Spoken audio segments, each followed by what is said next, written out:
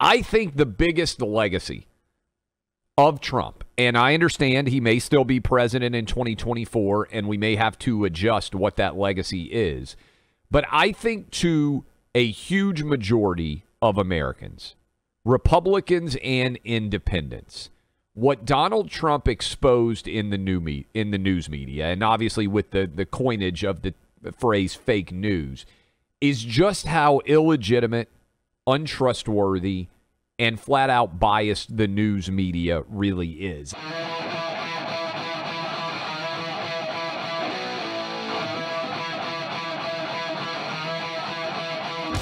And I'm not talking about people who share opinions. You and I share opinions every day. People can accept them. They can reject them. We're not claiming to be completely nonpartisan, right down the middle. We're just here to tell you what the news is, as many people in the news do. And I saw this clip from Axios this morning, and I screenshotted it because it struck me as so interesting. And in particular, it shows, and the graphic is phrased as, Americans who say the U.S. news media is unfavorable, and it's broken down by party. 79% of Republicans effectively say that the news media is a joke. But independents, Buck, is all the way up to 66%. So there's not very much difference now between how Republicans and independents see the news media. Meanwhile, Democrats, only 28% of Democrats have an unfavorable opinion of the news media. And that is, I think, because, by and large, Democrat false news narratives are propagated by people who claim to be unbiased journalists. And so Democrats, even if they don't acknowledge it, are seeing their opinions reflected in the news media. And Republicans and independents increasingly are saying, you know what, Trump was right. The news media is full of crap. You know, I just did, and for anybody listening on one of our fantastic affiliate stations across the country, a deep dive with Mary Catherine Ham, who you also know well. And this will go in the fantastic. Clay. Yeah, she's great. It'll go in the Clay and Buck podcast feed. So this is, again, it's only on the podcast feed. So you got to subscribe to the Clay, Travis, and Buck Sexton Show podcast feed on the iHeart app or wherever you get your podcast. It'll go up in the next day or so. But we talked about this, Clay, because she's coming to the very end. I think she has a few days left of her CNN contract. CNN has destroyed itself. And one conversation we had was is it that did Trump break them, irretrievably, or were they already on the way to being broken and Trump gave it kind of the final shove? But as we know, Jeff Zucker, who really ruled over there at CNN with a tiny iron fist, he's a guy, he's not a large fellow. Yeah. He's a guy who, if whatever he said was the law of the land, essentially, over there, and the whole place has come apart, what do you do now? Because their whole brand was similar to, I think, what the New York Times brand was, which was supposed to be gold standard journalism. That's what CNN for cable news was supposed to be. No serious person of any political persuasion believes that anymore, or has believed that for at least 6 years. I mean, maybe you could say you haven't believed it forever, but you certainly haven't believed it for the last 6 years. And look, it was different. It was different even 6 years ago. It was certainly different 15 or 20 years ago, CNN was.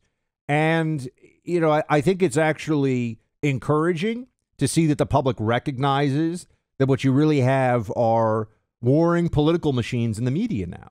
And the difference is some people tell you, this is what I think, this is who I am, this is who I support, and there's still this sliver of legacy media that, and maybe it's bigger than a sliver, but this chunk of legacy media that plays this game of, we're just providing you with the truth. No, they are not. That is an obvious lie.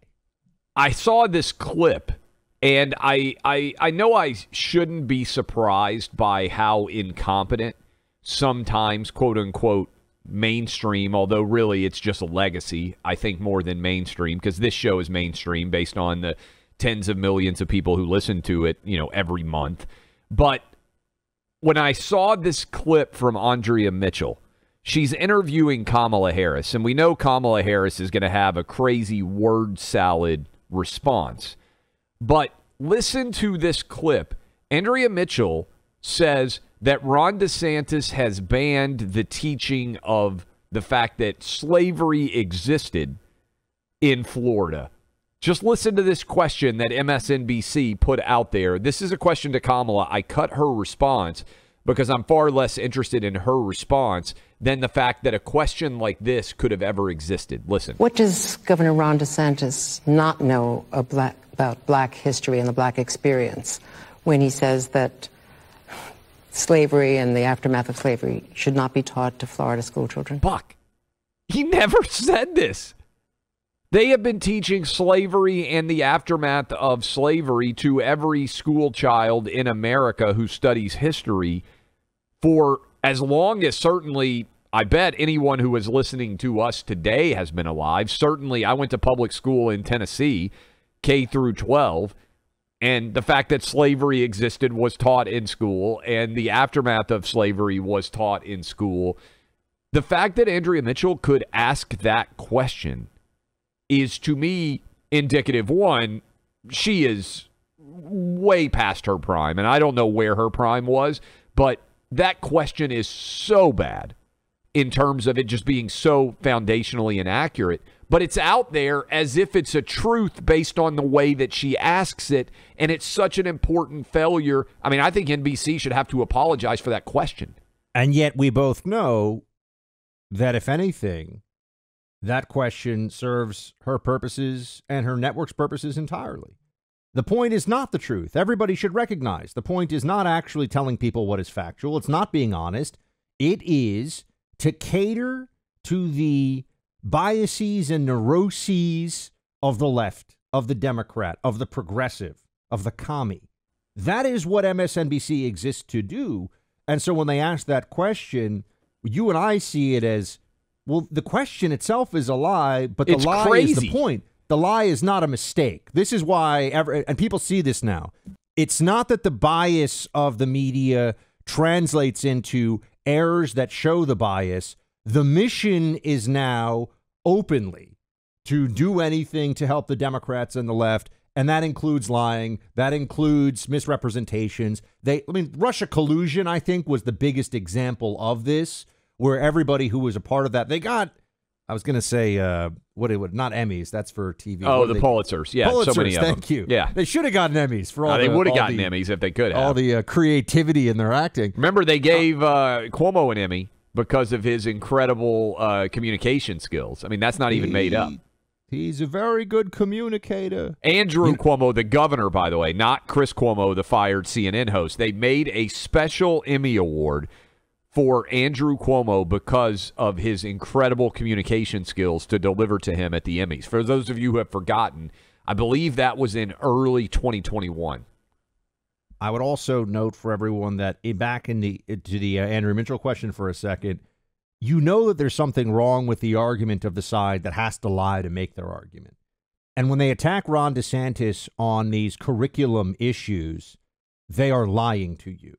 Because you and I will tell people, agree, disagree. What's going on in Ukraine? That's a matter right now of opinion. Do you think it's a good idea? Is Biden doing a good job, a bad job?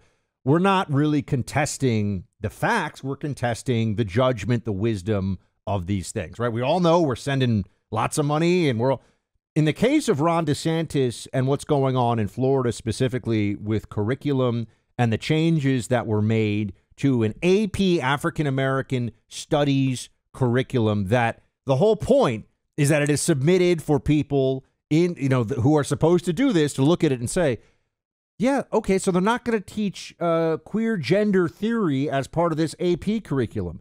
They're still teaching African-American studies. They're still teaching all of the same historical facts. They must lie about it in order to make their argument, because if people knew what was really going on in Florida, not only would they say, that seems sensible, they might say, why aren't we doing the same thing in our state? Yeah, and on the Andrea Mitchell question again, I looked her up. She's 76 years old. I don't know who vets the questions that she would ask the vice president. But, Buck, there's typically, especially at a big news organization like this, a substantial amount of effort that would typically go into a sit-down interview like this with the vice president of the United States.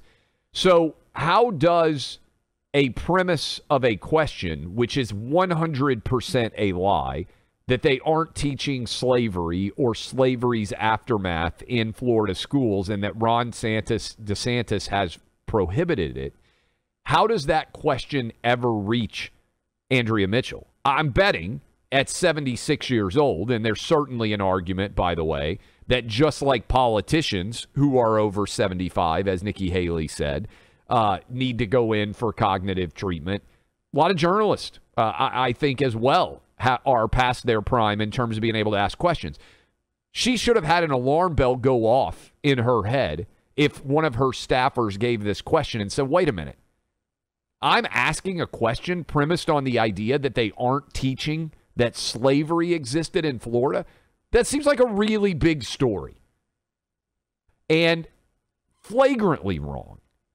And yet she asked that question, which then leads to whatever word salad response Kamala Harris gives, because Andrea Mitchell failed in her job. And I think this ties in, Buck, to a large extent with why so many people out there do not trust the media. Because if we had Andrea Mitchell on today, she would be saying, oh, I'm nonpartisan. I'm not a Democrat or a Republican. I'm a registered independent. I guarantee that would be her answer when she was asked about this interview. Well, then how do you make that egregious of an error in one of the premises of your questions, which completely undercuts your ability to be taken seriously? But this brings me back to, it's not an error. Yeah, right? Well, it's only an error if you care about the facts, Clay, and they don't care about the facts, so they're actually doing the job the way they're supposed to do it. That's how this works now. And that's why I think she deserves to be ripped to the high heavens, because she's holding herself out there as an unbiased journalist who is not committed to one side or the other. I don't care about Rachel Maddow, right? Joy Reid, they might say stupid things on MSNBC, but they're clearly opinionated partisans who are acting, and that's the entire basis of their show. The Andrea Mitchells of the world are destroying journalism because they're pretending that they aren't partisan hacks. I think that it's good for everyone to see that the supposed neutral space and objectivity of journalism, just like the supposed neutral space and objectivity of so many institutions, professions, you name it, is a myth.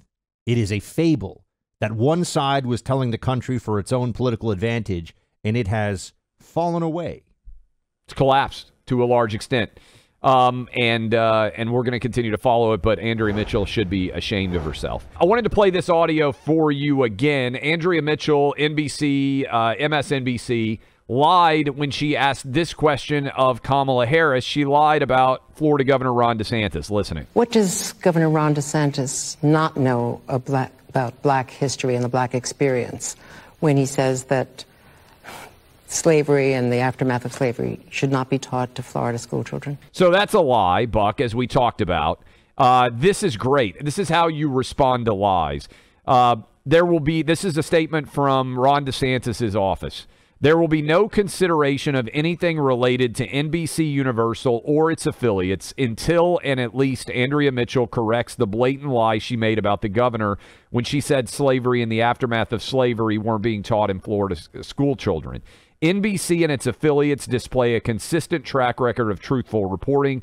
Please feel free to pass this up and around the network. Boom. That's Brian Griffin, press secretary for Florida Governor Ron DeSantis. We were just talking about Andrea Mitchell and her false questioning of Florida. Well, it was actually based on Florida Governor Ron DeSantis, but she was questioning Kamala Harris. And this is her response to the lie that she spread in her question. I haven't even heard this yet. Let's listen. In my interview last Friday with Vice President Harris, I was imprecise in summarizing Governor DeSantis' position about teaching slavery in schools. Governor DeSantis is not opposed to teaching the fact of slavery in schools, but he has opposed the teaching of an African-American studies curriculum, as well as the use of some authors and source materials that historians and teachers say makes it all but impossible for students to understand the broader historic and political context behind slavery and its aftermath in the years since. He didn't think that an AP high school course in African American studies should be focused on CRT and queer theory.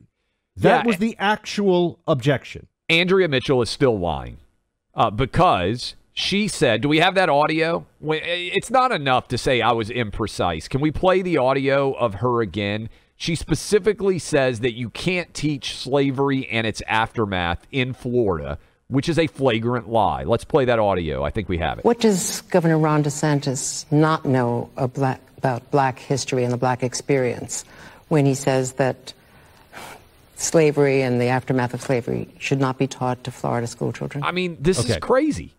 So I have a theory, Clay. It's always great to try out my theories to you in real time with a couple of million people listening. But here's my theory. I think that because, you just read the press secretary for Ron DeSantis and his response to this about half an hour ago. I think that there's a recognition that the old days where Republicans would just show up and get punched in the face by the media, that's not going to work specifically with Ron DeSantis, meaning he's perfectly comfortable just not playing their game. Now, Trump, it's very interesting. Trump actually liked to go on offense against the media and was super effective in using the fake news to his benefit in the 2016 election cycle.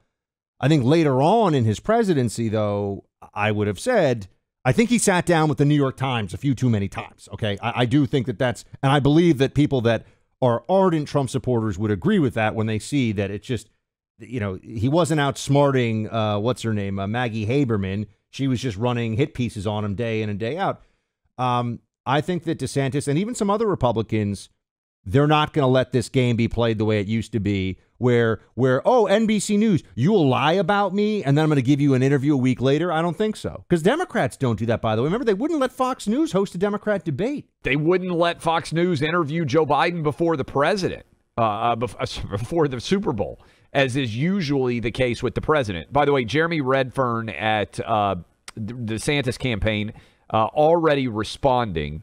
Once again, Andrea Mitchell is imprecise in her description because she relies on unnamed historians and teachers. Florida statute requires the teaching of slavery and its aftermath. We just know that queer studies has nothing to do with Jim Crow. Good response there. I would also say this. You guys out there listening know I love Carrie Lake. I think Carrie Lake is a stud campaigner. What she did is something that I've been doing for years, and I would encourage every Republican politician to do it, and this would include Donald Trump. Any interview that you do, put out the full transcript of the interview. Don't allow yourself to talk to a reporter for 30, 45 minutes, an hour, and have them pull 3 sentences out of that interview and craft a story based on it. If I talk to a reporter for a story, I want the full transcript of my story recorded by my team, which is what I do at Outkick, so that we can post the full transcript. You guys know I talk to you every day for 3 hours. I'm not running from any of my opinions, but I don't want somebody to talk to me for 30 minutes or an hour and then be able to craft their version of what I said. I want the audience to be able to see exactly what I said, and I would encourage every Republican politician to adopt that as well.